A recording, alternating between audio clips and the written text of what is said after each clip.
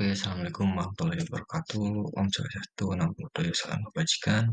Perkenalkan, nama saya Muhammad Adrian Maulana dengan NIM 2350501011111115. Di sini saya akan menjelaskan tentang kasus yang saya ambil, yaitu penyakit lato-lato serang ternak sapi di Situbondo. Pedagang enggan beli harga tinggi. Yang pertama adalah latar belakang. Penyakit lato-lato atau lumpy skin disease atau yang disingkat dengan LSD pada sapi disebabkan oleh infeksi virus LSD. Penyakit ini sangat menular dan dapat ditularkan secara langsung atau tidak langsung. Penyakit lato-lato atau lumpy skin disease adalah penyakit yang menyerang sapi dan kerbau di Situbondo, Jawa Timur. Gejala awal penyakit lato-lato adalah munculnya benjolan pada kulit sapi, terutama pada bagian leher, punggung, dan perut. Permasalahan tentang penyakit lato-lato sapi di daerah Situbondo. Masalah penyakit menular ini menyebabkan para pedagang tidak mau membeli sapi dengan harga tinggi, sehingga mengakibatkan pemilik sapi rugi. Permasalahan ini disebabkan karena Dinas Peternakan tidak maksimal menangani penyakit lato-lato. Ini terbukti kasus penyakit menular yang terjadi sejak tahun 2023 lalu hingga saat ini belum mampu diselesaikan, menimbulkan interaksi sosial yang bersifat asosiatif dan disosiatif, yang mana pada permasalahan ini menimbulkan konflik, akomodasi, dan kerjasama antara peternak dan dinas peternakan. Akan tetapi dalam hal ini tidak hanya terjadi interaksi hanya peternak dan dinas peternakan saja, akan tetapi juga melibatkan pemerintah, akademisi, dan media. Skema pentahelik. Ini adalah skema pentahelik tentang kasus ini. Yang pertama adalah pemerintah, media, disnakan, peternak, dan akademisi. Yang pertama adalah peternak. Peternak terlibat di kasus ini karena mereka yang mengalami kerugian dan dampak dari penyakit lato-lato mengakibatkan harga sapi turun. Yang kedua adalah dinas peternakan. Dalam hal ini, dinas peternakan sebagai pemberi vaksin, pengawasan, pengecekan, dan mengobati penyakit lato-lato. Yang ketiga adalah pemerintah. Pemerintah dalam hal ini menjadi penengah antara peternak dan dinas peternakan untuk mencari solusi agar masalah ini selesai. Selanjutnya adalah akademisi. Berperan sebagai memberi imbauan dan edukasi agar masalah ini tidak terjadi lagi. Yang terakhir adalah media, sebagai penyebar informasi yang diteruskan ke dinas terkait agar masalah ini diketahui dan ditangani. Selanjutnya adalah interaksi sosial. Masalah ini menimbulkan interaksi sosial. Yang pertama adalah konflik, yang kedua adalah akomodasi, ketiga mediasi, keempat kerjasama. Yang pertama adalah konflik. Interaksi ini terjadi antara peternak dan dinas peternakan, yang mana peternak mengeluh akan efek negatif yang diterima oleh dinas peternakan disebabkan dari penyakit lato-lato yang penanganannya tidak maksimal atau kurang dan efektif menangani penyakit lato-lato.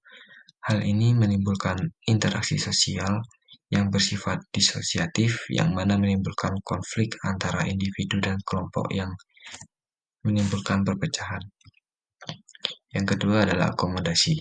Dalam hal ini terjadi akomodasi untuk meredakan dan menyelesaikan masalah penyakit lato-lato yang ada di Situbondo. Dengan kompromi bersama, pemerintah dan dinas peternakan untuk demi peternakan sapi di Situbondo yang lebih baik dan juga memaksimalkan keberadaan puskeswan di setiap kecamatan, terutama dokter hewan, lebih maksimal melakukan pengawasan dan pengobatan, supaya lato-lato di Situbondo ini tidak ada lagi. Selanjutnya adalah mediasi. Dalam hal ini terjadi mediasi baik dari peternak, dinas peternakan, pemerintah, dan media. Media di sini berperan untuk menyebarluaskan informasi yang dikeluhkan oleh masyarakat dan diteruskan ke pemerintah. Dan pemerintah di sini sebagai penengah antara pihak peternak dan masyarakat agar mendapat solusi terkait permasalahan yang ada. Selanjutnya adalah kerjasama. Kerjasama di sini terjadi interaksi sosial antara dinas peternakan, peternak, dan akademisi. Dalam hal ini, akademisi melakukan kerjasama terhadap peternak dan dinas peternakan. Bagaimana cara dalam menangani kasus lato-lato sapi di daerah Situbondo ini? Selanjutnya adalah Gesellschaft adalah tipe interaksi yang paling sesuai untuk kasus ini. Karena penanganan penyakit lato-lato ini melibatkan interaksi formal antara lembaga-lembaga dan individu berdasarkan aturan dan protokol, tetapi juga mencakup elemen komunitas lokal di mana dukungan dan kolaborasi masyarakat berperan penting dalam upaya penanggulangan penyakit ini. Selanjutnya adalah kelompok sosial dalam konteks.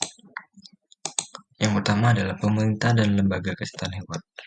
Pemerintah dan lembaga kesehatan hewan memiliki tanggung jawab yang terdefinisi dengan baik dalam hal pengelolaan dan penanggulangan penyakit, termasuk vaksinasi dan penyuluhan dan penegakan kebijakan. Kestabilan cenderung tinggi karena adanya struktur formal dan regulasi, tetapi dapat terpengaruh oleh birokrasi daya dan keterbatasan sumber daya. Selanjutnya yaitu peternak. Peternak seringkali memiliki struktur sosial yang lebih informal dan berhubungan langsung dengan dampak lato-lato. Dukungan yang mereka terima dari pemerintah dalam lembaga kesehatan hewan, akses ke informasi, serta tingkat kerjasama antara para peternak, mereka mungkin menghadapi ketidakstabilan terkait dampak ekonomi dan kesehatan hewan, serta ketergantungan pada bantuan dan informasi dari pihak luar. Kestabilan lebih rentan karena dampak langsung dari PMK pada ekonomi dan kesejahteraan mereka. Dukungan dan akses yang memadai sangat penting untuk menjaga kestabilan. Contohnya yaitu kolaborasi dan komunikasi antara pemerintah dan peternak. Kestabilan bergantung pada efektivitas komunikasi dan koordinasi antara semua pihak. Kolaborasi ini tergantung pada kualitas komunikasi, transparansi, informasi, serta kecepatan. Selanjutnya adalah unsur-unsur kultural universal pada kasus ini. Pertama adalah sistem ekonomi. Penyakit ini menyebabkan penurunan produktivitas ternak yang berdampak langsung pada sektor peternakan dan ekonomi masyarakat. Hilangnya hasil daging, serta biaya untuk pemusnahan hewan dan pengendalian wabah menjadi beban besar bagi peternak dan negara.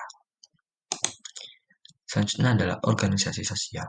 Pembentukan satgas khusus untuk menangani lato-lato dan koordinasi antara peternak, pemerintah, dan dinas peternakan seperti menunjukkan pentingnya kerjasama dalam sosial dalam menghadapi wabah ini.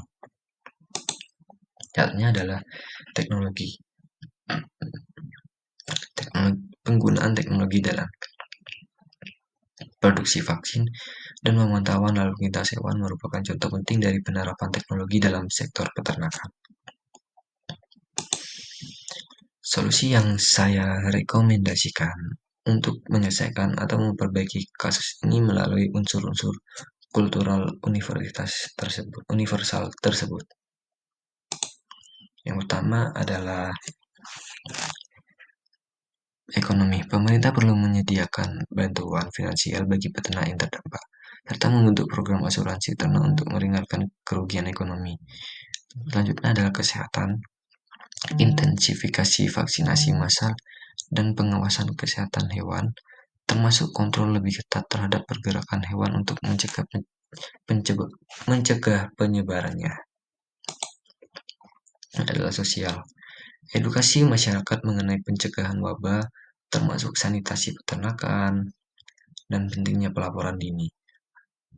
Yang terakhir adalah teknologi, mempercepat produksi dan distribusi vaksin lokal yang sesuai dengan varian lato-lato, serta menerapkan teknologi pemantauan epidemiologi berbasis data. Untuk menangani penyakit Lamb Skin Disease atau LSD atau lato-lato pada ternak, Pendekatan sosiologi dapat menggunakan teori interaksi simbolik. Pendekatan ini menekankan pentingnya komunikasi dan interaksi antara peternak, dokter hewan, dan masyarakat dalam memahami dan menangani penyakit. Yang digunakan adalah strategi implementasi. Yang utama, edukasi dan kesadaran. Meningkatkan pemahaman peternak tentang gejala dan pencegahan LSD melalui sosialisasi dan pelatihan. Yang kedua adalah komunikasi efektif. Mendorong peternak untuk melaporkan kasus penyakit segera kepada otoritas kesehatan hewan guna pengendalian yang lebih cepat. Yang terakhir adalah keterlibatan komunitas. Mengajak komunitas untuk berpartisipasi dalam program vaksinasi dan biosecurity sehingga tercipta kesadaran dan dalam pencegahan penyakit. Oke, sekian dari saya, kurang lebihnya mohon maaf. Wabillahi taufiq wal hidayah. Assalamualaikum warahmatullahi wabarakatuh.